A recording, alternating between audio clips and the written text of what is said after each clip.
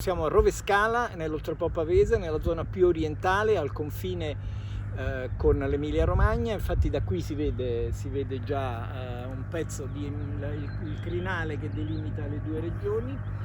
Siamo in un vigneto che viene in un cru che viene chiamato Zuccarello, che è il nostro migliore cru, dove c'è un'esposizione naturale molto buona, praticamente le vigne prendono il sole tutto il giorno.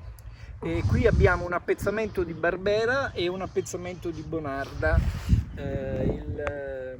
e da qui noi facciamo i nostri vini barricati, perché questa appunto è la nostra zona di miglior vocazione. In particolare il Barbera di cui parliamo oggi, la Strega, la Gazza e il Pioppo viene poi, come vedremo, affinato in barrique.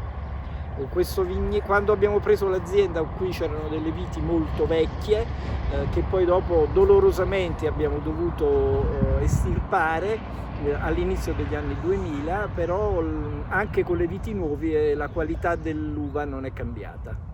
Ecco, adesso siamo in cantina e siamo davanti alle barrique dove il Barbera, la Strega, la Gazza e il Pioppo viene affinato. Noi lo mettiamo generalmente in barrique dopo che ha fatto sia la fermentazione alcolica che quella malolattica.